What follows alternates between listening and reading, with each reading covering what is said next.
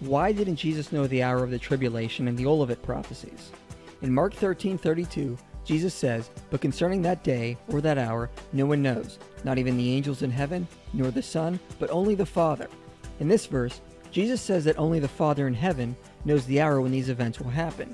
But this verse appears to contradict the doctrine of the Trinity. If Jesus is fully God, then shouldn't he know the hour as well? It appears as though he is less in ontological status to the Father and cannot have access to certain pieces of knowledge.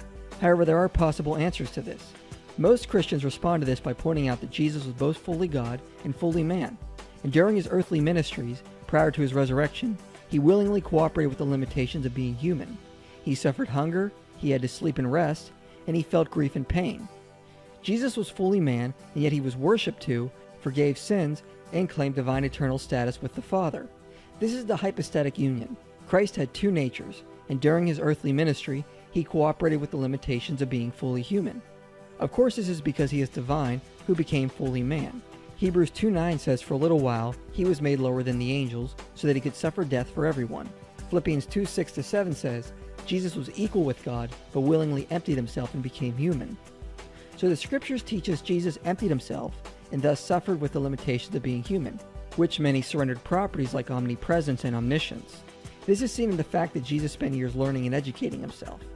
And it also explains why Jesus didn't know the hour when that tribulation would occur.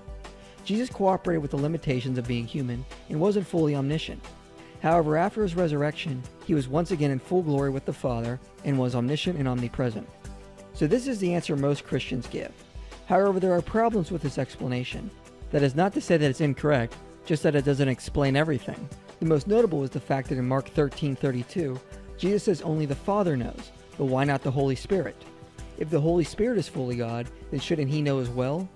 Why wouldn't Jesus say the Father and the Holy Spirit know the hour?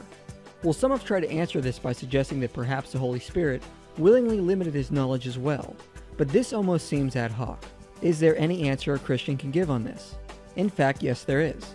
If we look at the entire passage this verse comes from in Mark 13 and Matthew 24, and if we look at the cultural context, a different picture emerges of what Jesus was actually alluding to. In ancient Jewish cultures, marriages were almost always prearranged. After arrangements were made, the young groom would begin building additions onto his father's house where he and his future wife would live. The custom was that the father of the groom would decide when the additions were finished and was ready for the young couple to move in, which meant only the father knew when it was time for him to get his bride. But this doesn't mean the groom actually didn't know when the time was.